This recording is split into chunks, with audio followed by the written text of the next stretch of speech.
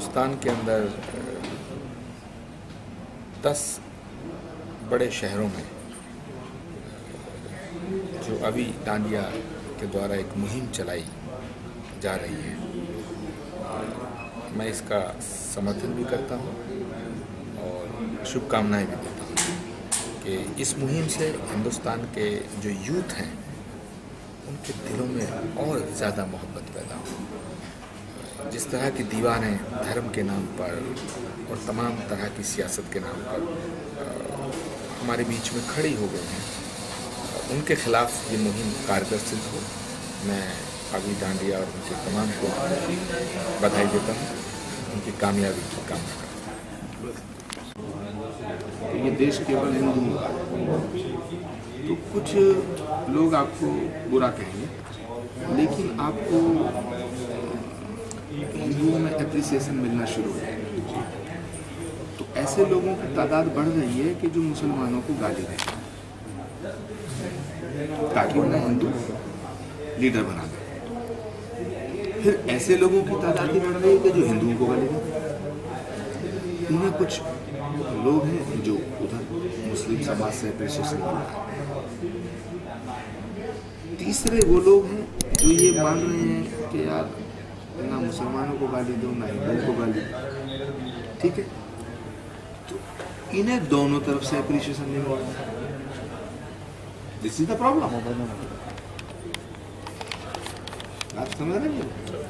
एक आदमी खड़ा होता है, वो कहता है ये देश केवल हिंदुओं का है, तो उसे एक सेक्टर है जो फैनेटिक लोगों का, वो एप्रिशिएट करता है, तो उसे लीडर बना देता है। ये तो वोट बैंक ये सब जो उसी की पैदाइश है। योगी आदित्यनाथ, साक्षी महाराज, रवीन तोगड़िया, तो बहुत छोटा नाम, गिरिराज सिंह, ये सब उसी की पैदाइश है। संगीत सोम, महेश शर्मा, ये महेश शर्मा भी एक जो नमूना है ना, अमित शाह, इवन नरेंद्र मोदी, ये उन्हीं की पैदाइश है। दूसरे लोग हैं जैसे चारों तरफ हिंदुओं को, हिंदू के देवी देवताओं को गाली देकर ओवैसी लीडर है, ठीक है। अब हम अगर ये बात कहते हैं कि भाई ये देश जितना हिंदुओं का है उतना ही मुसलमान, ये देश जितना मुसलमानों का उतना ही Hindu.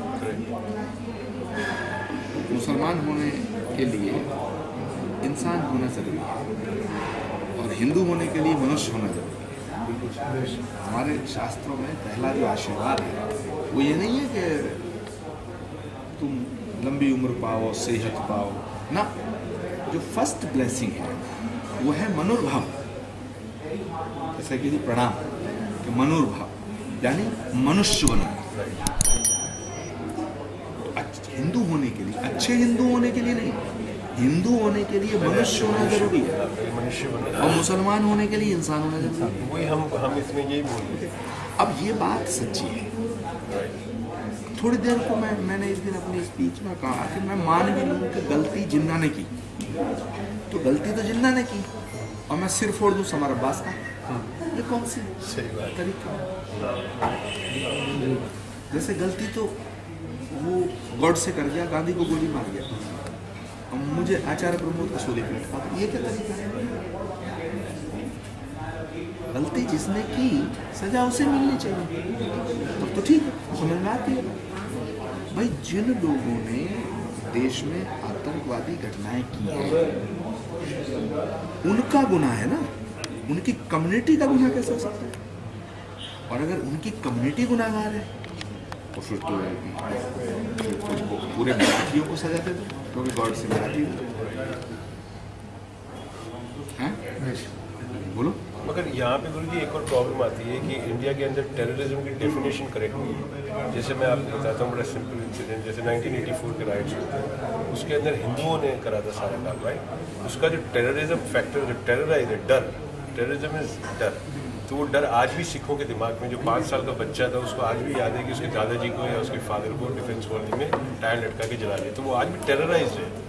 Terrorism is not with only, terrorism can be of a thought also, ये एक सोच भी टेरराइज कर सकती है आदमी, और ये जो लोग हैं ये वही सोच पैदा कर रहे हैं जिससे डर लग रहा है। No, that was not terrorism, but वो आतंकवाद नहीं था, इंदिरा गांधी की हत्या के बाद जो सिखों के ऊपर जो जुल्म हुआ वो टेररिज्म नहीं था, वो वहशीपन था।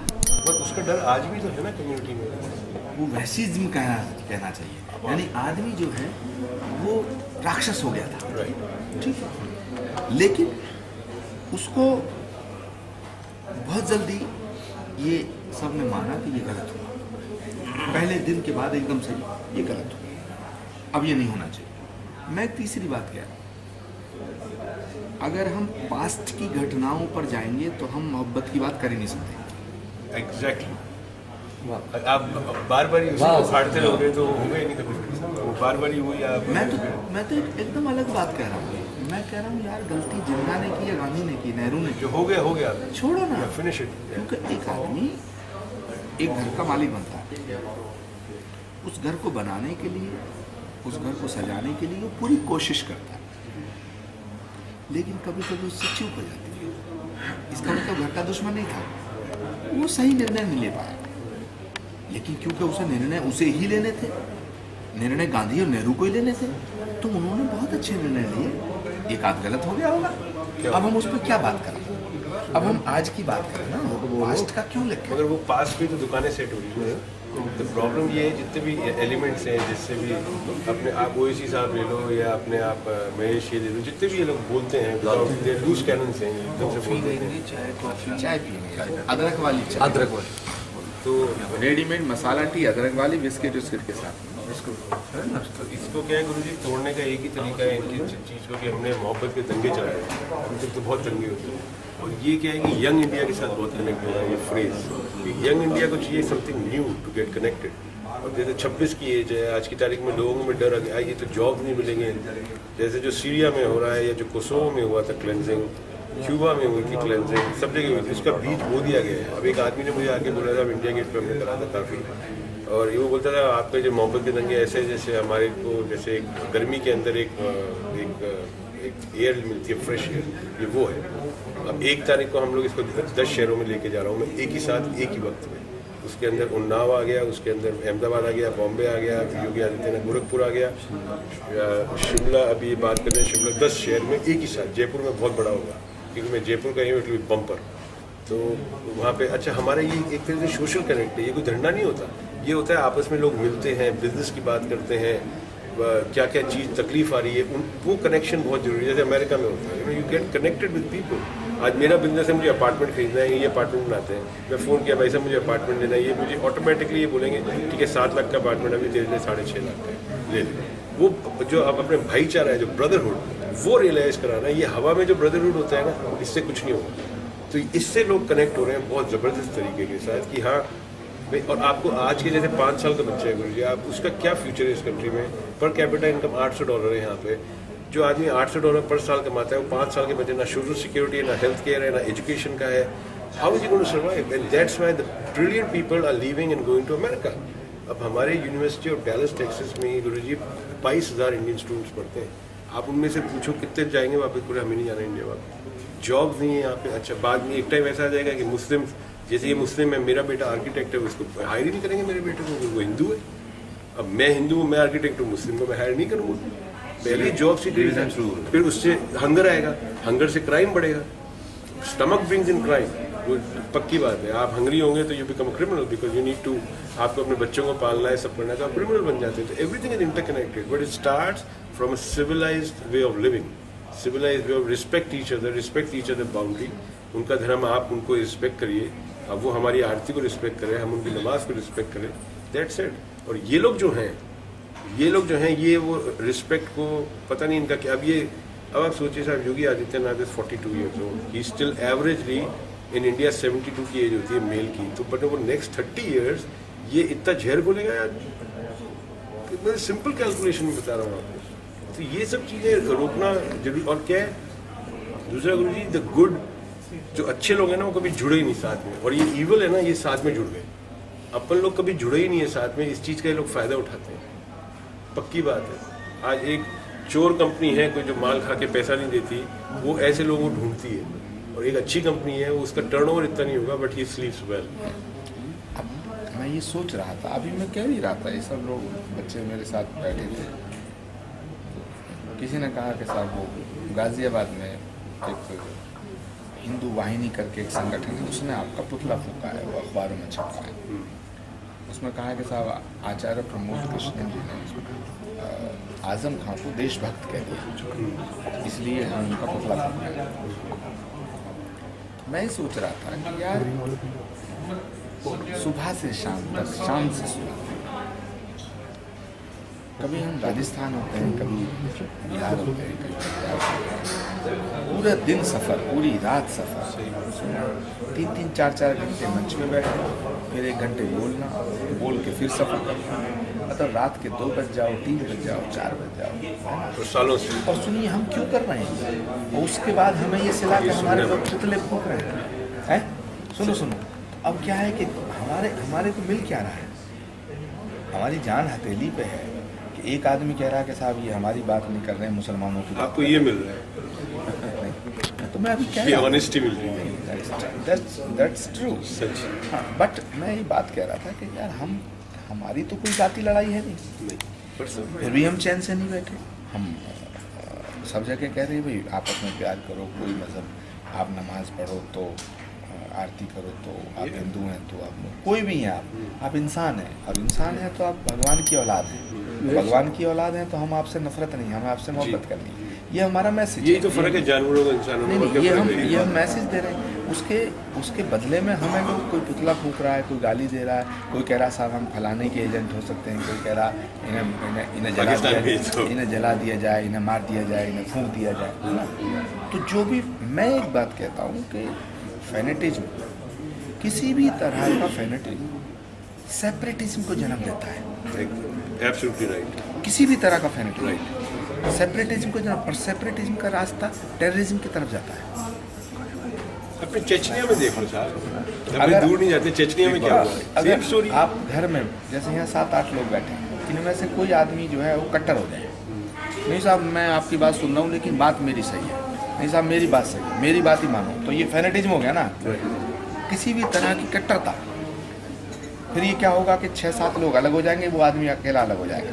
ऐसे कोई भी जो फेनेटिक आदमी होता है वो घर में एक हो जाए, घर तोड़ देता है। क्रेजी आदमी जिसको बोलते हैं। तो हमें अगर टेररिज्म को कंट्रोल करना है तो हमें फेनेटिज्म को कंट्रोल करना पड़ेगा। सही बात, यही तो फेनेटिक है, ये बुनियाद है, ये बुनियाद है। हाँ, अगर कोई आदमी कहता है कि मेरी बात ही सही है, ये नहीं, तुम्हें अपनी बात रखने का हक है, लेकिन सही और गलत क्या है ये फैसला दूसरे लोग करें, ठीक है।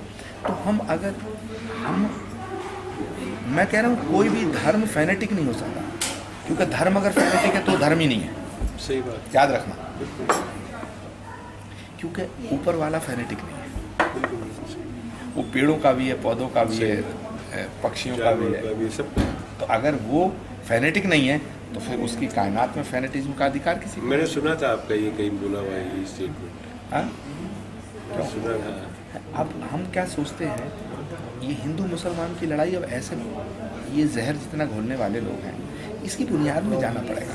क्या हमें एहतराम करना पड़ेगा। हम अगर ये कहते हैं कि तुम हमारी आरती को मानो, हम तुम्हारी नमाज को इज्जत देंगे, यहाँ तक बात नहीं, अब यहाँ से आगे निकल गई बात। ये तो कंडीशन वाली बात हो गई गुरु जी। अब तुम्हारी आरती को करो तो हम तुम्हारी नमाज सुधारेंगे, ऐसा नहीं हो सकता। कंडीशन पे आप नहीं कर सकते। अब जैसे हम लोग जयपुर में ट्राई कर रहे हो मैं कि मुस्लिम्स लोग वहाँ पे आरती करें।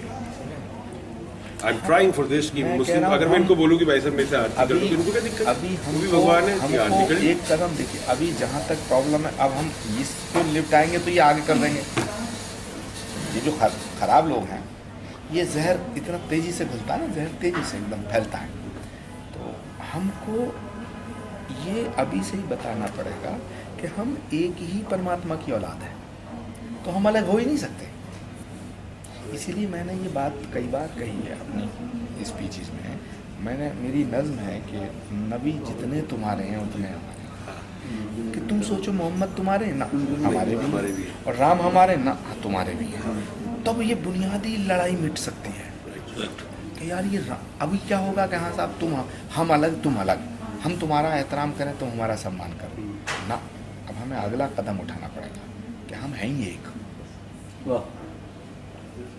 Same colour, same blood, same. हम हैं ही एक। सुनो कि नहीं साहब, राम जितना हिंदुओं के उतने मुसलमानों के, क्योंकि राम तो पैगंबर थे, नबी थे। मोहम्मद गलत कैसे हो सकते हैं? मोहम्मद तो ऊपर वाले ने एक मैसेंजर भेजे, तो जैसे राम और कृष्ण है वैसे ही मोहम्मद है, ऐसी अली हैं, ऐसी हनुमान जी हैं, तो हम एक ही हैं। तो आदमी सोचेगा यार जब एक है तो यार हम झगड़ा क्यों करें? ये अभी से हमें इनके दिलों में बैठा है। और मेरा मिशन ये है कि मुसलमान राम को अपना मानना शुरू कर दें। बात को समझना, अगर मुसलमान हिंदुओं की पूजा पद्धति को सम्मान देंगे और राम को अपना नहीं मानेंगे तो लड़ाई वहाँ खड़ी रहेगी, अलैदगी तो बराबर रहेगी। मेरे सब हिंदू भी तो फिर इंसल्ट करते हैं ना, प्रॉब्लम सारी ये है। इसीलिए मैं उनको कहता हूँ कि तुम मोहम्मद को अपना मानना शुरू कर दो। मैं तो कहता हूँ मानने ना मानने से इसमें मतलब religion can not be force. आप किसी को फोर्स नहीं कर सकते। आप नया तरीका निकालो। रिलीजन को आप अलग नहीं रख सकते। माफ करना, आप अगर एक मिनट, आप अगर ये सोच के चले कि इंसानियत अलग है, रिलीजन अलग है, तो वहाँ झगड़ा बरकरार रहेगा। ठीक है, अभी बात समझो। मैं ये कहूँ, एक मिनट, मैंने रिलीजन आइडिया है ना, नहीं, आइडिया नहीं है। Religion way of living, way of living ठीक है, आइडिया नहीं है। रिलीजन के बिना आदमी है नहीं, क्योंकि अब रिलीजन में ही आदमी बट गया है। इसलिए हम इसको एक साइड रख के कामयाब नहीं हो सकते, क्योंकि फिर तो लेफ्टिस्ट कामयाब हो गए होते हैं।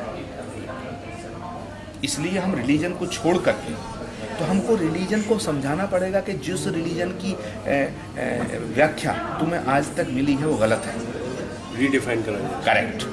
रिलीजन ये है कि परमात्मा हमारा है, हम सब परमात्मा के। One super power. इसका मतलब हम एक बाप की औलाद है, तो हम भाई भाई हुए। नंबर 2, राम केवल हिंदुओं के नहीं हो सकते, कृष्ण केवल हिंदुओं के नहीं हो सकते, वो सबके हैं। जितना हमारे हैं उतना ही मुसलमानों का हक है। ऐसे ही पैगंबर केवल मुसलमानों के नहीं हो सकते, जितना मुसलमानों के हैं उतना ही हमारे हैं। हम तो दिल से मैं तो दिल से रिस्पेक्ट करता हूं। अब हमें लड़ने का हक नहीं है। हम क्यों लड़े जब हम एक बाप की औलाद हैं? मगर उन लोगों को हक हो गया ना लड़वाने का। वो तो अपनी बात कह ही रहे हैं। मेरे हिसाब से गुरुजी एक और चीज़ है, it has to be generational change. ये इतना सीपन हो चुका है। आज अगर 5-7 साल के बच्चे को ये समझाया जाए, जैसे इनका बेटा हो 5 साल का और मेरा हो, और मैं बोलूँ तुम्हें उनके जो अपने नबी है उनकी रिस्पेक्ट करनी है, और ये बोले तुम्हें जो राम है उनको रिस्पेक्ट करनी है, तो बच्चे के दिमाग में फिट होती जाएगी बात। By the time he becomes adult, वो बोलेगा मेरे लिए तो सबसे मेरे पापा ने तो कभी बोला ही नहीं है, मेरे अब्बू ने कभी। तो यही शिक्षा अब नई जनरेशन को देने की जरूरत है। उसके लिए ये दंगे शुरू किए गए जहाँ पे यंगिस्तान को हम कलेक्ट करेंगे। आप देखिए अगर यंग जुड़े जा रहे हैं, अब जितने यंग हो रहे हैं उनके छोटे बच्चे हैं। आज जैसे वो भैया होंगे, आई डोंट नो मैरिड है नहीं, आपके बच्चे अभी नहीं है। तो जैसे इनकी बेटा है, इनके बेटे ने तो वीडियो भी रिकॉर्ड, जबकि बोल नहीं पा रहा, वो वर्ड में वीडियो रिकॉर्ड किया था। इनके बच्चे ने करा सारा, वो वीडियो खूब वायरल हुआ। कुछ नहीं बोल रहा हूँ, इन्होंने सिर्फ पोस्ट डाला था कि मेरा बेटा ये बोलना चाहता है। अगर ये अपने घर में अगर से बोलने लग जाए जो अभी अंकल के भगवान हैं या श्री कृष्ण है, जो अभी अंकल उसकी रिस्पेक्ट करो, और मैं अपने बच्चे को बोलूँ जो अपने काशिम अंकल के जो गॉड है नबी, उनकी तुम रिस्पेक्ट करो, तो वो बच्चों में वो बात आ जाएगी। मैंने ये बहुत सीरियसली संजीदगी के साथ कुछ उलमा इकराम से बात की। मैंने कहा देखिए आप ये पॉइंट को छोड़ रहे हैं, यहाँ तक आप बात कर रहे हैं, अब लड़ाई जो है वो आगे तक बढ़ गई है। मतलब जहर की जो परसेंटेज है बड़ी है, इसलिए यहाँ तक काम नहीं चलेगा। हमको उसकी बुनियाद में जाना है, हमें ये बताना है, क्योंकि ये आप इस्लाम के हवाले से बताइए। कुरान ये कहती है कि दुनिया में 1.25 लाख के करीब नबी भेजे ऊपर वाले ने, तुम कुछ को जानते हो कुछ को नहीं जानते हो, तो इट मे बी कि जिनको तुम नहीं जानते वो नबी नहीं है, ऐसा कैसे हो सकता है? तो हो सकता है राम नबी, हो सकता है कृष्ण नबी, तो इनको क्रिटिसाइज करने का अधिकार नहीं है आपको। तो इनके फॉलोअर्स को भी आप क्रिटिसाइज नहीं कर सकते। ऐसे ही रामायण के अंदर ये कहा गया है कि पता नहीं कितने अवतार, कितने इशारे ऊपर वाले ने दिए, परमात्मा ने दिए। तो हो सकता है कि भाई भगवान का मोहम्मद अवतार हूँ। सही बात है। इसका मतलब क्योंकि अगर आप ये मानते हो कि हम अलग अलग हैं तो फिर भगवान कई हो गए, और अगर आप ये मानते हो कि भगवान कई नहीं हो सकते, एक हैं, तो फिर हम सब उसकी संतान हो गए। अगर भगवान केवल हिंदुओं का तो फिर अमेरिका वाले जिंदा कैसे हैं? सही बात है। वाह। सही। उनकी ज़िंदगी है, उनकी खुशी है, उनका गम है, उनमें इंसानियत है, उनमें जीवन है, तो इसका मतलब परमात्मा का अंग है। और हमारे शास्त्रों में ये नहीं कहा गया कहीं भी कि परमात्मा केवल हिंदुओं का है। यत्र तत्र सर्वत्र, जहाँ भी प्राण है वहाँ परमात्मा है। तो फिर तो ये जो कॉन्सेप्ट है हमें ये बुनियाद में डालना पड़ेगा।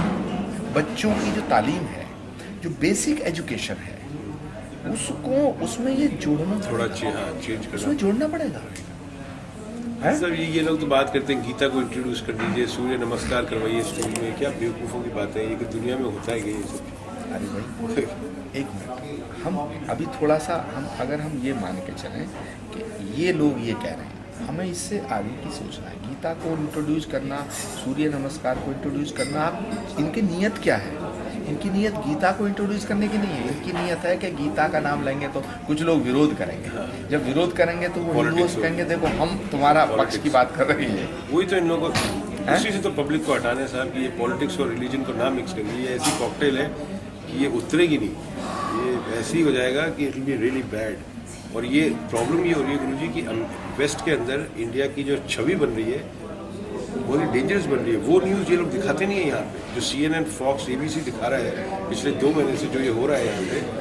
वहाँ भी मुस्लिम रहते हैं ना, पाकिस्तान के और भी। बात कह रहा हूँ, पूरी गीता में कहीं लिखा ही नहीं है कि वो हिंदू पुस्तक है। ये तो नहीं लिखा है ना, ना ये हिंदू ग्रंथ ना, ये तो एक पद्धति है। हिंदू को धर्म थोड़ी है, right, it's a way of living है ना। इस्लाम को धर्म थोड़ा ही है। राइट धर्म तो इंसानियत है, राइट। उसे तुम किसी नाम से ले लो, क्योंकि वो मानव के लिए उतरा है। इस्लाम केवल मुसलमानों के लिए थोड़ी उतरा है। अब बताओ ना उसमें क्या लिखा, कैसे जिया जाए, कैसे रहा जाए, कैसे पड़ोसी के साथ रहा जाए। वे ऑफ लिविंग क्या वे है? ऑफ लिविंग आप उसे समझ ही नहीं रहे, आपने उसको एक सेक्टर में बांट दिया है। अरे दुकान लगा दी ना, मैं तो दुकान बना दी। मैं एक दूसरी बात कह रहा हूँ, अरे तुम गीता को स्कूलों में इंट्रोड्यूस क्यों करना चाहते हो? बाइबल को भी करो, सबको करो, कुरान को भी करो, सबको करो। नहीं फिर नहीं करो। अगर फिर कहेंगे तो ये होगा, इसकी जवाब में कह रहे हैं, हम तो कह रहे हैं कि आप स्कूल, मदरसे की और शिशु मंदिर की जरूरत खत्म कर दो। 1 घंटा होना चाहिए रिलीजन का, लेकिन ये तो बताओ रिलीजन है क्या? CBSE के सिलेबस में डालो ना, गीता को भी डालो, कुरान को भी डालो। मगर उनको पढ़ाना नहीं आता ना, पढ़ाएंगे नहीं पढ़ाना आता तो ये तुम्हारी गलती है। जब हम ये कहेंगे कि गीता को मत डालो तो उनका मोटिव सफल हो जाएगा। मैं जो बात कह रहा हूँ बड़ी खतरनाक बात कह रहा हूँ। जब हम कहेंगे कि तुम गीता को मत डालो, क्यों? मैं तो दूसरी बात कह रहा हूँ, गीता के साथ साथ कुरान भी डालो, कुरान को डालो, सब डालो। आप देश के 5 जो हैं 5 सेक्टर बांट दो, अनमोल किताब, जो जिसे पढ़ना चाहे 1 घंटा रखो। और फिर बच्चों को डिसाइड करना तो किस सब्जेक्ट में फेल हो रहा है, किस में पास हो रहा है। तो सुनो, तो उसमें क्या होगा कि ये जो केवल दीनी तालीम जहाँ दी जा रही है, इन पर सवालिया निशान कट्टरता का उठ रहा। जहाँ जहाँ दीनी का मतलब मुसलमान ही नहीं, इस्लाम नहीं, हिंदुओं में तो गुरुकुल में एक केवल दीनी तालीम दी जा रही है ना, तो वो कट्टर हिंदू बना रहे हैं, तुम कट्टर मुसलमान बना रहे हो, क्योंकि दूसरे की बात ही नहीं सुन रहे हो तुम। आर्मी खड़ी कर रहे हो तुम। एग्जैक्टली, रिलीजियस आर्मी हो गई। एग्जैक्टली है, इसलिए हमें उन्हें लिबरल बनाना है। जब बच्चा 1 घंटे में वो कहेगा यार ये गीता में ये लिखा है। कितनी मुसलमान लड़कियां हैं जिन्होंने गीता हिफ्ज की है? कितने मुसलमानों के बच्चे जिन्होंने गीता के श्लोक हिफ्ज किए? कितने हिंदू लोग हैं जिन्होंने कुरान हिफ्ज किए? हाँ, अब तो नेट पे ओपन आ रहा है ना। वो भी तो लड़की भी जो ना मरियम सिद्दीकी जिसने गीता का पूरा किया था, किया। ठीक है, अब मैं गीता की बातें आपको बताना शुरू कर दूँ। उसके 99% श्लोक तो और कुरान की आयतों का आप अनुवाद करिएगा, एक है। वही बाइबल का करिएगा, एक है। तौरात का करिएगा, एक है। यहूदियों की पुस्तक है तौरात, उसमें भी मोहब्बत की बात है, इंसानियत की बात है। वो तो हर एक में है। आप गुरु ग्रंथ साहब ले लो या कोई भी किताब ले लो, सब में यही है। गुरु ग्रंथ साहब में क्या है? नाना प्रकार के गुरुओं ने अपनी बात करी है, इंसानियत की, मोहब्बत की बात करी। हाँ, तो इसी के साथ हम वो अपने दंगे फैलाना चाहते हैं ना इंडिया में, मोहब्बत के दंगे की। ये सब कबाड़ डाल दिया इन्होंने। हाँ, ये आपने नाम बड़ा कैंची सा लिया है, मोहब्बत के दंगे। ये सबको बड़ा अट्रैक्ट कर रहा है। तो ये ऐसे बैठे बैठे मेरे दिमाग में आ गया था, अमेरिका में बैठा हुआ था, मैंने कहा दंगे कराए जाए कोई। अब इस पे देखिए, आपकी नीयत ठीक है, इन्होंने आपकी तारीफ बहुत की और आपसे मिलकर मुझे खुशी भी हुई, अब इसको अमली जामा कैसे पहनाया जाए, ये एक सवाल है। मैं अब एक्सप्लेन करता हूँ कि अभी क्या है, इसको बैठे बैठे से समझिए 50 दिन हुए टोटल। 50 दिन में जो हमारी पकड़ बन रही है वो काफ़ी ठीक है, I am happy with that. अब क्या है, इसको मैं परिवार में मैं शुरू से एक चीज़ पुश कर रहा हूँ, ये मोहब्बत के दंगे का परिवार बनते जा रहा है, जिसमें मैं 1 से 1.5 करोड़ लोगों को जोड़ दूंगा आने वाले 3 महीने के अंदर। अब उसके अंदर कोई भी धर्म नहीं होगा, उसके अंदर सिर्फ होगी ब्रदरहुड, भाईचारा, आपस में हेल्प करना, बिजनेस में हेल्प करना, कई चीज़ें होती है, क्योंकि everything comes down to money. अगर आपका स्टमक भरा हुआ होगा तो आपको सब चीज़ अच्छी लगेगी, भाई भी अच्छे लगेंगे, कोई भी हो। एक 100 रुपये के नोट के ऊपर मैं पूरे देश को बांधने की कोशिश करूँगा, सिर्फ 100 रुपये के नोट के ऊपर। मैं एक अमेरिकन इंडियन हूँ, मैं अमेरिकन पासपोर्ट होल्ड करता हूँ, मेरा कोई भी फाइनेंशियल और लीगली या पॉलिटिक्स में मैं आ ही नहीं सकता अगर आना भी चाहूँ तो, because I am an American. तो मेरा वो बात, तो कई लोगों ने मुझे कहा कि आप तो पॉलिटिक्स में आना चाहते, तो मैं आ ही नहीं सकता, यू नो। तो बट मेरे को ये चाहिए कि मेरे कंट्री के अंदर, अब वहाँ पे हमें अमेरिका में पाकिस्तानियों से सुनना पड़ता है, अमेरिकन से, क्योंकि जो न्यूज़ यहाँ नहीं दिखाते हैं वो वहाँ जरूर दिखाते हैं, दूसरी कंट्री के नेगेटिव उनको दिखाने का शौक है, तो ये प्रॉब्लम हो रही है। अब जैसे आप मुझे बताइए, अब जिस कंट्री के अंदर एक प्राइम मिनिस्टर को फेकू बोला जाता है और सीएम को भगोड़ा बोलना जाता है, उस कंट्री की सोच कितनी नीचे हो गई है। आप सीएम को नहीं बोल रहे, आप प्राइम मिनिस्टर की चेयर को इंसल्ट करते चले जा रहे हैं। लंदन में जो एजिटेशन हुआ था, मैंने उस पंजाबी औरत को फ़ोन किया था, मैंने कहा you dented the Modi, you dented the prime, you dented the Indian reputation on the streets of London. सब हम पे डाउट करेंगे, ये आपको एजिटेशन करना है तो आप प्राइम मिनिस्टर से मिलने जाते हैं, 20-25 जने मिलकर। एनआरआईज अब बहुत ज़्यादा एक्टिव होने वाले हैं, ये गारंटी है, क्योंकि we have thought about it. हमारी एसोसिएशन में मीटिंग हुई है that we need to come, और मोदी साहब बोलते ही हर जगह जाके आइए हेल्प करिए, तो पहले हम समाज की हेल्प करेंगे पैसा देने से पहले। समाज को तो जोड़े, समाज को नहीं जोड़ेंगे तो आप कितना ही पैसा डालते रहो, यहाँ के बुलेट ट्रेन नहीं चलने वाली। 2 ट्रैक पे बुलेट ट्रेन चलेगी, हिंदू और मुसलमान, एक ट्रैक को डेंट कर दो, आप बुलेट ट्रेन टॉपल हो जाएगी, गारंटी है। आपको बुलेट कुछ नहीं होगा यहाँ इफेक्ट, सिविलाइज है ही नहीं सोसाइटी। गुस्सा इतना, एंगर इतना भर गया है लोगों में, छोटी छोटी बात पे गुरु जी गुस्सा कर देते हैं। अब आप बोलिए, अभी तक ये लोग अभी आपका पुतला जला रहे हैं, पुतले जलाने से, धरने लेने से, एजिटेशन से क्या होता है? आज तक क्या हुआ है? रेप बंद हो गया क्या? पूरी दिल्ली उतर गई थी जनवरी में, कहीं रेप नहीं बंद है। 28 डेज की लड़की का रेप क्या होगा इस सोसाइटी में? आप सोचो, आप, मैं तो डेविल घुस गया है क्या सोसाइटी? मैं तो ये बात कह रहा हूँ, झगड़ा धर्म के नाम पे किया जा रहा। धर्म झगड़ा कराता ही नहीं। अगर धर्म झगड़ा कराता तो पाकिस्तान में क्यों हो रहा है? वहाँ तो एक ही धर्म। बिल्कुल। लीबिया में क्यों हो रहा है? हाँ, बॉस्निया में क्लेंजिंग हुई इतनी बड़ी, 91। ये सीख और सुनो, श्रीलंका में तो कोई मुसलमान झगड़े क्यों हो? वहाँ भी राइट। मगर अपनी कंट्री स्लो लर्नर है, दे डोंट लर्न क्विकली। ये मतलब इतना ज़्यादा, और कई कंट्री के साथ 3 में बट चुका है। एक कंट्री है जो बहुत ऊपर बैठा है, एक कंट्री बीच में, वो उन लोगों का काम कर रहा है, थर्ड कंट्री को दोनों दबाए चल रहे हैं। इस तरह का लेवल चल रहा है कंट्री के अंदर। और नहीं हुआ इस चीज़ नहीं, मैंने तो अभी गाड़ी में पूछा था ना, 20 साल के बाद आपको कोई फर्क पड़ा गया? आपने बोल ही दिया ना, है फर्क। अब मेरे बच्चों को तो बहुत डेंजरस सिचुएशन में हो गई। आज मेरा बच्चा अभी 10 साल का है, यहाँ रह रहा है, तो मैं तो नहीं चाहूँगा मेरा बच्चा इंडिया में रहे। I want him to leave for London और अमेरिका, जाओ यार सेटल हो जाओ। ये मैं गुरुजी आपको बता रहा हूँ, this country will be the lowest intelligence population of the world by 2030, क्योंकि जब भारत वेस्टर्न अपने मैग्नेट्स बैठे हैं, वो मैग्नेट टैलेंट को सक कर देते हैं 100%। H1 वीज़ा का गुरुजी वो निकलता है, जब लिमिट निकलती है H1 की, 65,000 वीज़ा को भरने में 3 घंटे से कम लगते हैं, और उस 65,000 वीज़ा में से 50,000 वीज़ा इंडियंस उठा रहे हैं, एम्प्लॉयमेंट वीज़ाज। तो ये कंट्री में पहले 1 मिलियन ग्रेजुएट्स होते हैं, क्या है कंट्री 1 मिलियन वो बना रही, जॉब्स क्रिएट कर रही है क्या? आप इंडस्ट्रीज़ की बात करें, इससे कोई नहीं पैसा आएगा, कोई नहीं देने वाला, जहाँ पे अनसिविलाइज रहते हैं सोसाइटी। मैंने अपनी फैक्ट्री जयपुर में बंद करी है, 160 आदमी काम करते थे, मैं बंद करके इसराइल ले गया अपनी फैक्ट्री। मैं खुद लिविंग एग्जाम्पल हूँ। वहाँ पे डर लगता है फैक्ट्री चलाने में, पावर नहीं आती, कुछ नहीं आती, ये सब। एक्चुअली देश की जो राजनीति है ही नहीं गुरुजी, ये इतने गलत और गंदे मोड़ पे पहुंच गई है। जी, सही बात है कि ये नहीं समझ रहे हैं कि तुम इस देश के हिस्सा हो। जी सर। ये सोच रहे हैं हम अलग हैं और देश अलग है। बिल्कुल सही बोल रहे हैं। ये सोच रहे हैं कि देश का फायदा जो है, नुकसान जो है वो देश का, हमारा फायदा किसमें है? अबे गधो, हैं? अगर देश नहीं रहेगा तुम कहाँ रहोगे? सही बात है। देश नहीं रहेगा, धर्म कहाँ रहेगा? देश खत्म हो जाएगा हमारा। अब बताओ ना, देश बचेगा, धर्म बचेगा, भाई धर्म कहाँ रहेगा? सही बात। अगर देश नहीं रहेगा तो। और दूसरी बात यह है कि हमारा जो नेशनलिटी है, देखिए हमें बार बार जो ये कहना पड़ रहा है कि साहब ये सामान रखा है, ताला लगाओ, हिफाजत करो। हम बेसिक जो एजुकेशन है उसमें तरमीम की ज़रूरत है, उसमें नेशनलिटी इमीडिएट इफेक्ट से क्या है। हर बच्चे को अगर राष्ट्रभक्ति आ गई तो फिर हमें कहने की ज़रूरत नहीं पड़ेगी कि तुम बाएं चलो दाएं चलो, अपने आप कानून फॉलो करेगा। हमारा जो एजुकेशन सिस्टम है उसमें मूलभूत परिवर्तन की आवश्यकता है। हम लोग कुछ दिन बाद पता क्या है, भगत सिंह और गांधी को भूल जाएंगे। भूल ही रहे। भगत सिंह को मिस्टर भगत क्या करेंगे, कुछ भगत जी क्या करेंगे। कौन थे भगत जी? हैं? देशभक्ति का जज्बा खत्म हो रहा है, इसीलिए बार बार हमें देशभक्ति के गानों की जरूरत पड़ती है।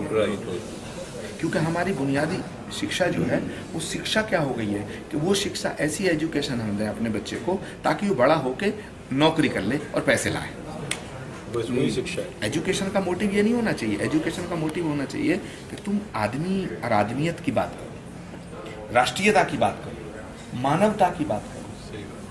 मॉरल ग्राउंड तो खत्म होते जा रहे हैं। अगर चौराहे पे सिपाही नहीं है तो हम लाल बत्ती पार कर देंगे। अगर कोई देख नहीं रहा तो हम वहीं खड़े होकर पेशाब कर देंगे। अभी वही तो मैं बोला सर, इस कंट्री को तो बहुत लंबा जाना है बाकी। अगर हमारे पास में केवल हिंदू बैठे हैं तो मुसलमानों को गाली देंगे। अगर हम मुसलमानों में जाएंगे तो मुसलमानों की तारीफ करेंगे। ये बात नहीं है। हम अच्छे होने का नाटक कर रहे हैं। मुझे प्रधानमंत्री जी से केवल एक शिकायत है कि वो अच्छे होने का ड्रामा कर रहे हैं। वो अच्छे हो नहीं रहे हैं, इसीलिए देश में डेवलपमेंट नजर नहीं आ रहा। डेवलपमेंट की बातें हो रही हैं, सुनो, स्किल डेवलपमेंट की बातें हो रही हैं, सफाई की बातें हो रही हैं, गंगा को साफ करने की बातें हो रही हैं। आप नितिन गडकरी कहते हैं कि गंगा में जहाज चलाऊंगा। अबे नाव चलने का तो पानी नहीं है, जहाज कहाँ चलाएगा? फालतू बात कर रहे हो, तुम उल्लू बना रहे हो। हाँ, तो उल्लू बना रहे साहब, क्योंकि ऐसी जनता मूर्ख बना रहे हो। जनता है ना। मैंने तो बहुत पहले कह दिया साहब, अभी तो एक और जात क्रिएट हो गई जिसका जात का नाम है भक्त, और उनको 31% मिलेगा रिजर्वेशन 2019 में। एक नई दूसरी बात है, इस देश में 70 साल में रिजर्वेशन पे बहस ही नहीं करने को तैयार आप। यही फैनेटिज्म है। तुम कह रहे हो देश की एकता, अरे एक आदमी को एक्स्ट्रा, तुम क्यों नहीं रिजर्वेशन पे बात करते कि देश को रिजर्वेशन से क्या मिला? इस पे जिक्र करो ना, इस पे चर्चा करो संसद के अंदर। एकदम कभी लालू खड़े हो जाते हैं, कभी मुलायम खड़े हो जाते हैं, कभी पासवान खड़े हो जाते हैं। सुनिए, ये कोई तरीका नहीं है। इस देश को बचाना है तो जो देश में हो रहा है उससे अलग क्या हो सकता है उस पर बात करो। गुरुजी, प्रॉब्लम ये है कि जो चर्चा कर रहे हैं उनकी क्वालिटी ऑफ इंटेलिजेंस भी क्या है। आप ये भी देखो क्या कर रही है चर्चा कर रहे हैं।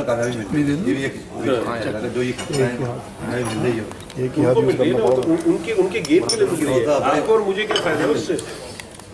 मैं जो बात कर रहा हूँ केवल एक रिजर्वेशन की बात नहीं कर रहा हूँ। मैं कह रहा हूँ आज तक देश में जो भी इस पर इसका एनालिसिस तो होना चाहिए।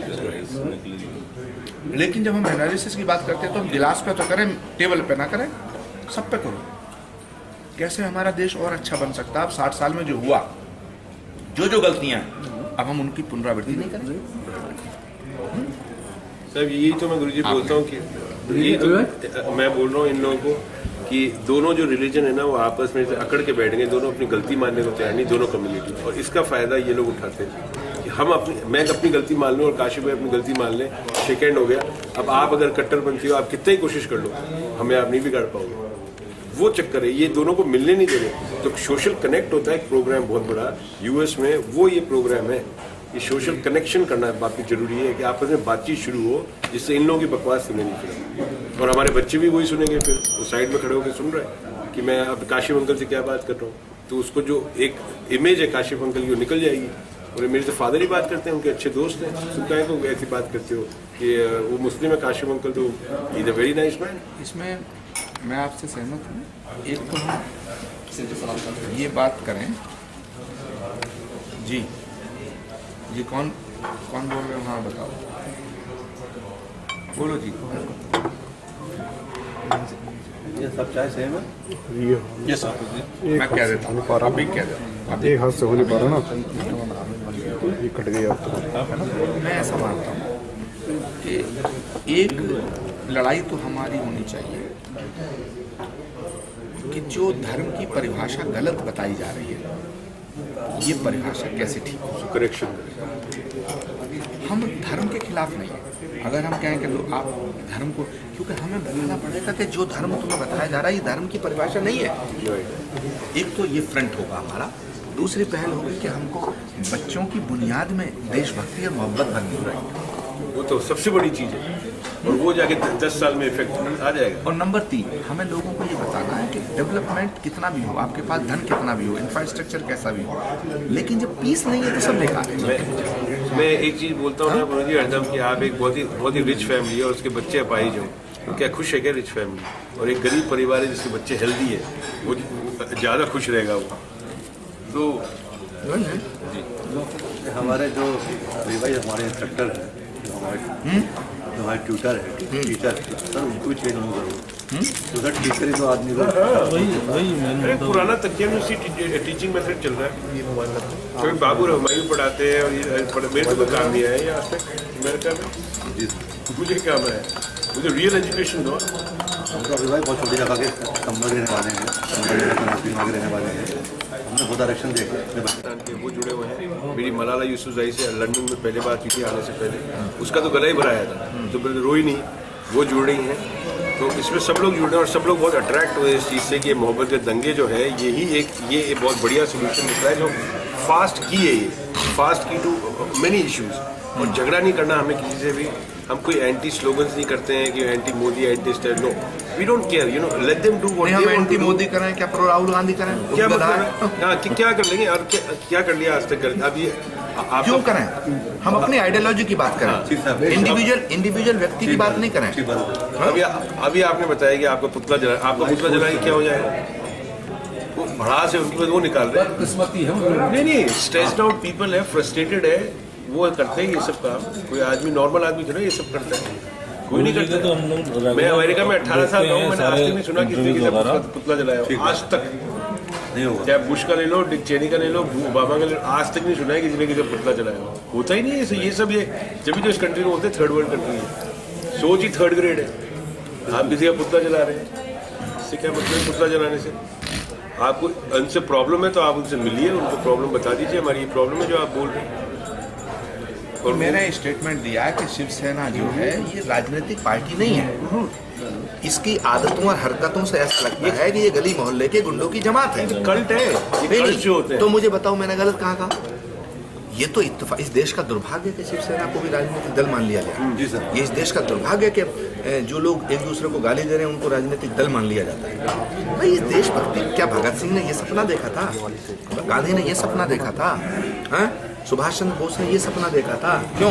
नेहरू ने ये सपना देखा सरदार वल्लभ भाई पटेल ने ये सपना देखा था क्या? कुछ नहीं। हाँ? ऐसा थोड़ी है कि कोई कुछ भी कहता रहो, सिर्फ हम लोग इस बात से डर चुप रहे हैं कि साहब हमें वोट नहीं मिलेगा, हम चुनाव हार जाएंगे ना। सब सारी की सारी प्रॉब्लम ये है, यहाँ का इलेक्शन प्रोसेस है। 1.3 बिलियन पॉपुलेशन के अंदर 6 पोटेंशियल प्राइम मिनिस्टर नहीं है जिस कंट्री के पास, वो कंट्री पॉलिटिकली बैंकरप्ट है गुरुजी।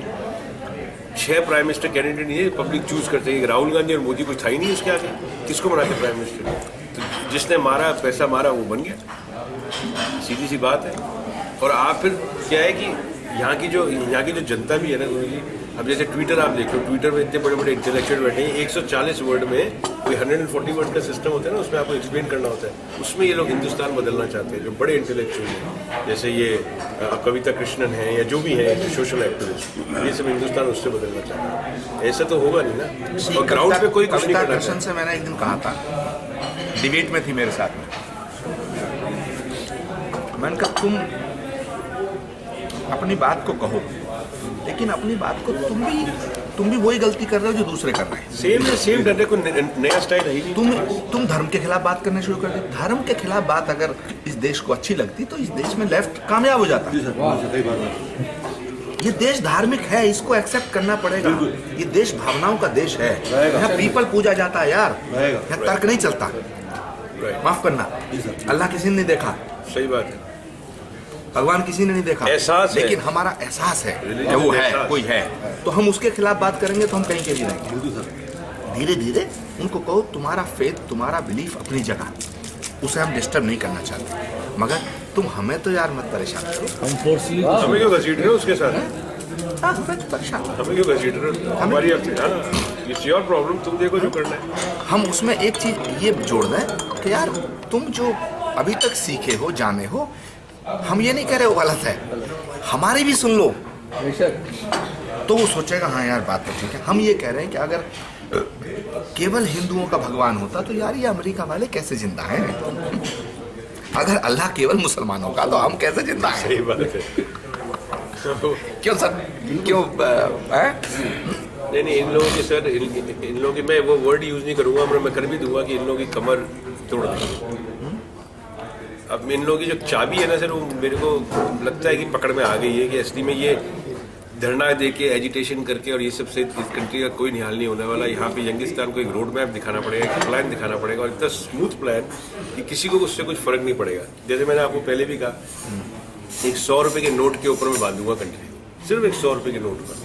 एक आइडिया है। बिस्किट मंगवा आज गुरु जी के कितने फॉलोवर हैं? हाँ, आप अपनी कैसे बताओ क्या अच्छी होती है?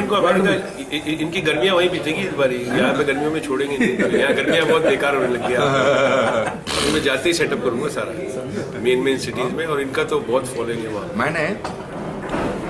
मैंने एक भजन लिखा, सुनो ना, मैंने एक भजन लिखा, तो जो कुछ फैनेटिक हिंदू संगठन थे, समर अब्बास, पता क्या बोले?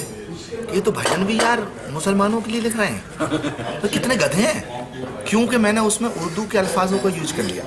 मैंने 2 लाइन लिखी कि तुम्हारी इबादत मुकम्मल रहेगी, तुम्हारी इबादत मैंने कॉन्फिडेंस के साथ उनमें लिखा कि तुम्हारी हो नहीं सकती है कि मुकम्मल हो सकती है। मैंने कहा नहीं, तुम्हारी इबादत मुकम्मल रहेगी, रहोगे अगर हम ज़बान राधे राधे। सुनो, मैंने कहा अगर दिल से, तो कहते हैं यार ये तो उर्दू लिखते हैं, उर्दू भजन उर्दू में, भजन उर्दू में हो ही नहीं सकता। भाषा को भी हिंदू मुसलमान, हाँ कितने नालायक हैं, गधे हैं। अभी वो एक मैंने मतलब दिमाग की खिड़की बंद है। यहाँ पे जाना चाहिए, वो चाहे हिंदी में हो या उर्दू में हो, कहीं में भी एक मैसेज जाना चाहिए। जावेद जाफरी ने भी तो बड़ा अच्छा हो गया था। मैंने लिखा है कुछ मुसलमान है या हिंदू है, ऊपर से हरा है अंदर से लाल है। हाँ बता दो। ये जावेद जाफरी का अच्छा लगा मुझे। हाँ मगर साहब प्रॉब्लम ये है कि जावेद, वही है ना, मैं बोलता हूँ जावेद जाफरी बोल दिए, सब हो गया। मैं तो अब ग्राउंड पे नहीं आते ना। ये आप परसों कानपुर में अहले सुन्नत भी थे। मैंने कहा यार ये बताओ, हुसैन को कत्ल हिंदुओं ने किया क्या? हजरत इमाम हुसैन को और बच्चों को कत्ल हिंदुओं ने किया? किसने किया? जिसने किया वो आइडियोलॉजी थी, वो आज भी जिंदा। बिल्कुल सही यही देखते हैं। आज भी जिंदा? जी हाँ, बताओ बिल्कुल मुझे, बताओ ना। प्लेट में है नहीं है, वही आइडियोलॉजी है। और जो और मैंने बड़ी जबरदस्त उसमें पूरी स्पीच जो थी मुड़ गई। मैंने कहा दूसरी बार मैं कह रहा हूँ, ये वही आइडियोलॉजी है जो रसूल अल्लाह की कब्र तक से नफरत करती है भाई। जी सर। हाँ, कोई हिंदू थोड़ी कह रहा है कि रसूल की कब्र को हटा दो, ये उसे भी बर्दाश्त नहीं कर रहे हैं लोग, ऐसे यहाँ बर्दाश्त नहीं कर रहे हैं।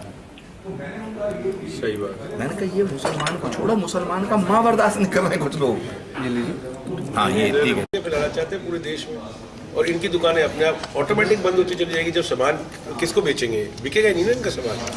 जब बिकेगा नहीं तो फिर दुकान बंद, और बड़े प्यार मोहब्बत से, नो एजिटेशन। आपका क्या शेड्यूल है प्रोग्रामिंग का? मेरा सब अभी तो मैं मतलब आजकल तो यही हूँ, फिर 31 तारीख, मतलब 31 के बाद 1 तारीख को हम सुबह जयपुर निकल जाएंगे, और मैं वापस रिवर्स आ जाऊँगा 2 तारीख को यहाँ। और उसी दिन बॉम्बे में भी हो रहा है, मतलब 8-10 जने हो रहा है 1 तारीख को। फिर उसके बाद मैं एक प्लेटफॉर्म में कुछ चाहिए जहाँ मैं अनाउंस करूँगा एग्जैक्टली ये मोहब्बत के दंगे का परिवार का ये है क्या और ये कैसे बनेगा। वो प्लेटफॉर्म अनफॉर्चुनेटली गुरुजी यहाँ का जो मीडिया है ना, मैं तो इसमें तो ये कहूँगा आपके इंडिया का मीडिया ये पूरा सोल्ड आउट है, ये पूरा सोल्ड आउट है। मतलब यहाँ तक कि इंडिया न्यूज़ वाले का CEO का मेरे पास मैसेज आया, आप दंग रह जाओगे। मैसेज ये बोलता है, बोला हम लोग इंटरेस्टेड नहीं है ये चीज़ के अंदर इसको देने में। BBC कवर कर रहा है, सब कर रहा है, मुझे अपना पब्लिसिटी नहीं करनी। मेरी जगह काशिफ भाई जाके बोले, मुझे क्या करना है, I am not an Indian, मैं तो इंडिया से जा रहा हूँ वापस। मगर मैं इतना इस्टेब्लिश कर जाऊँगा यहाँ पे कि 1-1.5 लाख आदमी तो उससे पहले जुड़ जाएंगे इसमें 100% जो डेडी। और मैं बोलता हूँ हफ्ते में 1 घंटा दे दो आप सुनो, और आपके बच्चों का फ्यूचर, आपके बच्चों की सोशल सिक्योरिटी, हेल्थ केयर सब टाइट हो जाएगा, हर चीज़। क्योंकि वो 100 रुपये का जो गेम है ना, वो मैं डिक्लेयर करूँगा बड़े प्लेटफॉर्म से कि ये है क्या एग्जैक्टली। सब लोग बड़े क्यूरियस हो रहे हैं यार, अभी मैं ये बताओ ये क्या है। और मैं क्या इतनी बड़ी चीज़ को मैं इतने छोटे प्लेटफॉर्म में नहीं देना चाहता। मेरे को बड़ा चाहिए प्लेटफॉर्म जिससे एकदम से लोग उससे जुड़ जाए। It's like a social security. Kashif भाई सोशली सिक्योर हो जाएंगे उस 100 रुपये के नोट में 100%। इनको कभी पैसे की कमी नहीं आ रही कि पैसे की वजह से इनके बच्चे का हेल्थ के बिल नहीं पे हो रहे हैं या घर की छत चोरी है उसका नहीं हो रहा, आपको बैंक जाना पड़ रहा है पैसे के लिए, ऐसा कुछ नहीं होगा। 1 करोड़ से लेके 100 करोड़ 200 करोड़ 300 करोड़ 500 करोड़ 1200 करोड़ ये वहाँ तक पहुँचा दूँ। और मैं 26 मैंने डेट रखी है इसकी और मैं हरदम उससे पहले अचीव करता चले जा रहा हूँ जो मुझे करना है। पहले हम अकेले थे, फिर रफ़ीक भाई जुड़े कतार से, अब ये देखो अभी जुड़ते हैं, उनको भी जोड़ लूँगा जो बैठ के जो सुन रहे हैं। आप अपने साथ ही हो ना, वो भी जोड़ लेंगे इनको भी, क्योंकि इससे कोई करेगा नहीं ना, इससे कोई। अब वो लड़की है, डू यू हैव चिल्ड्रन?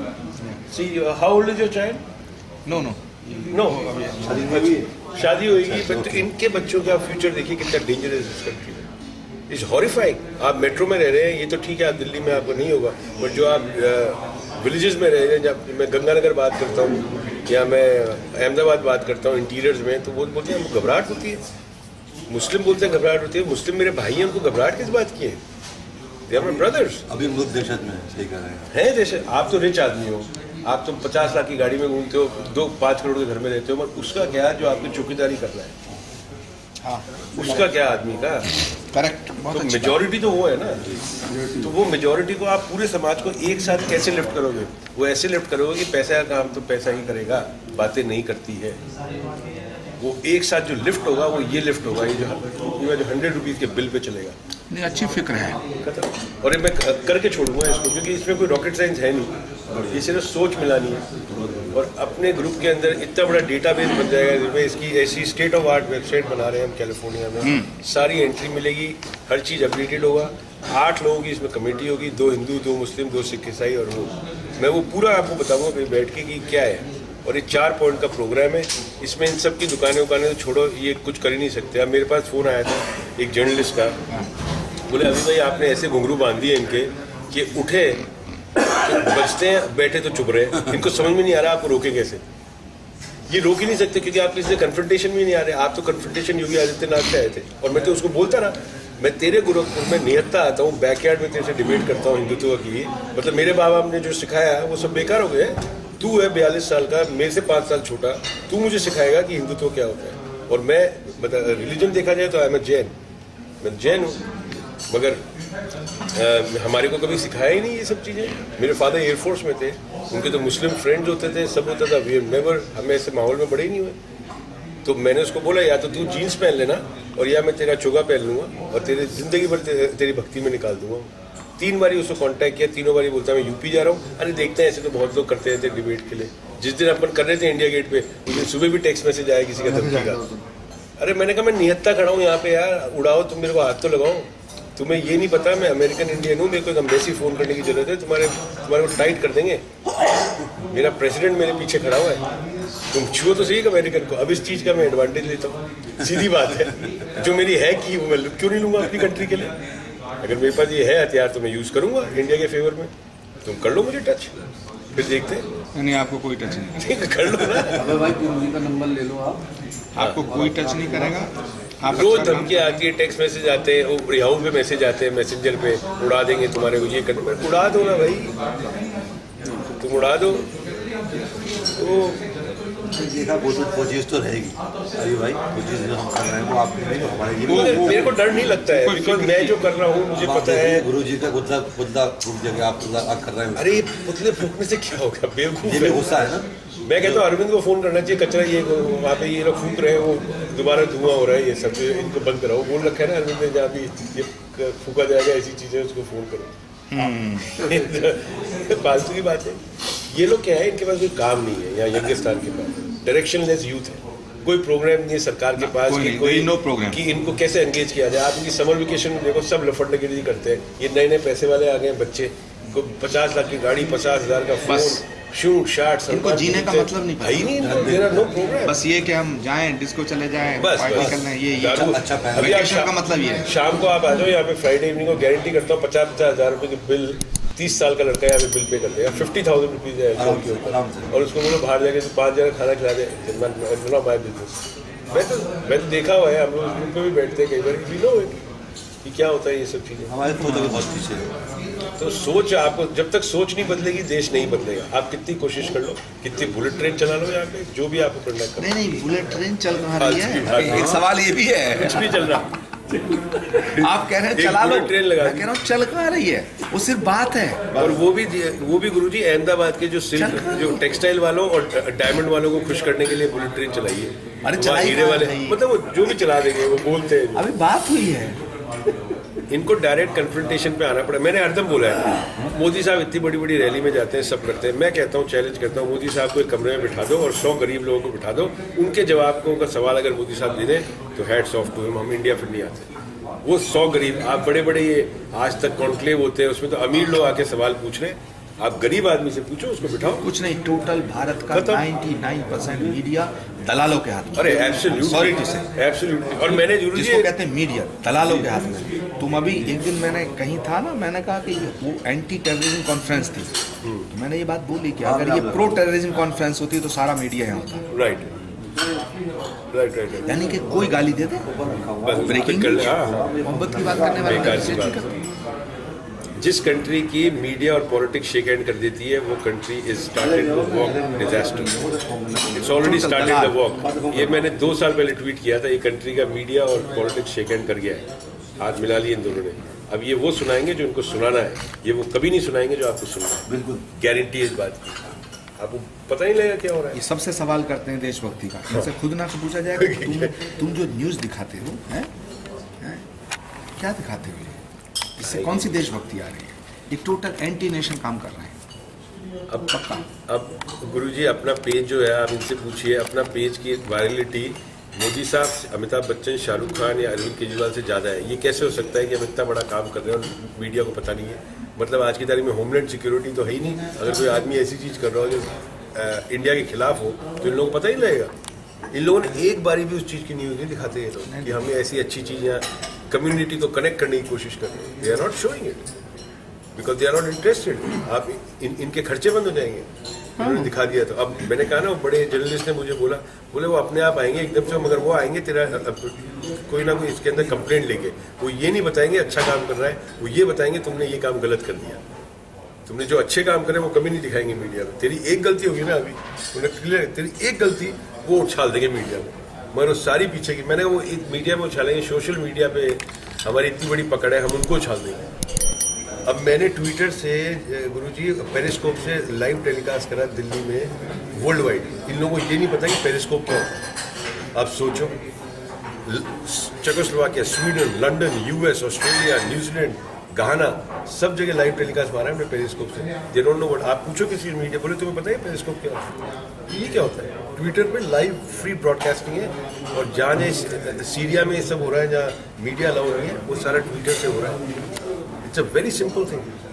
अभी जैसे रफीक भाई नहीं है, तो अपना ये था, ये लाइव ब्रॉडकास्ट था वर्ल्ड वाइड।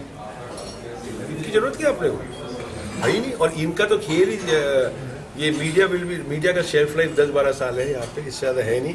क्योंकि एड्स अब उन लोगों को मिलने लगेंगे जिन लोगों के पेजेस ज़्यादा चलते हैं। आज जैसे मोहब्बत के दंगे का पेज ज़्यादा चलेगा तो उसमें ऐड आएंगे, और वो ऐड आते हैं, वो बच्चों के, गरीब बच्चों के पैसे जाएंगे, स्कूल के पैसे जाएंगे, किसी की शादियों में पैसे जाएंगे। वो धीरे धीरे बिल्टअप होगा, और पैसे का काम तो पैसे से होगा, आप बातों से नहीं होगा। वो सब बात है। एक पोस्ट किया कल रात, आप हो ट्विटर पे? किस नाम के? आचार्य प्रमुख के। अच्छा, मैं लिंक कर दूंगा।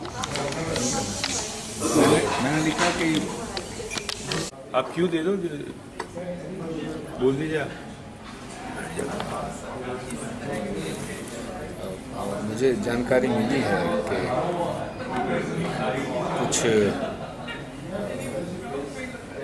यूथ मिल के मोहब्बत के दंगे इस नाम से पूरी दुनिया के यूथ को जोड़ने का एक शुरुआत कर रहे हैं। हिंदुस्तान में भी और हिंदुस्तान के बाहर पूरी दुनिया में आज एक ऐसा माहौल पैदा हो गया है जिसमें आदमी आदमी का दुश्मन हो गया है, एक देश दूसरे देश का दुश्मन हो गया है, इंसान इंसान को मारना चाहता है, एक देश दूसरे देश को ख़त्म करना चाहता है, नफ़रत की आग लगी हुई है, और कुछ लोग धर्म के नाम पर नफ़रत फैला रहे हैं। इन हालातों में ये एक बहुत ही बेहतरीन कोशिश है। और मोहब्बत के दंगे, ये एक नाम शुरू में ऐसा लगता है कि जैसे कि ये क्या है, लेकिन हकीकत में ये एक व्यंग भी है, एक तंज भी है, कटाक्ष भी है। लेकिन इन लोगों की नीयत साफ है। ये पूरे देश में, दुनिया में मोहब्बत फैलाना चाहते हैं। और धर्म के नाम पर जो नफ़रत फैलाई जा रही है, मैं ऐसा मानता हूँ कि कोई भी धर्म नफ़रत फैलाने की बात नहीं करता है, लेकिन सारे झगड़े, सारे फसाद धर्म के नाम पर ही किए हैं। फैनेटिज्म सेपरेटिज्म को जन्म देता है और सेपरेटिज्म टेररिज्म में तब्दील हो जाता है। तो अगर हमें टेररिज्म को कंट्रोल करना है तो हमको फैनेटिज्म को रोकना होगा। और मोहब्बत के दंगे नाम से ये जो सिलसिला, ये जो सफ़र शुरू हुआ है, मुझे लगता है कि ये आगे जाएगा और इसकी कामयाबी की मैं दुआ करता हूँ। मेरी शुभकामनाएं हैं कि हर घर में ये नाम जाए, हर एक इंसान के दिल में मोहब्बत पैदा हो।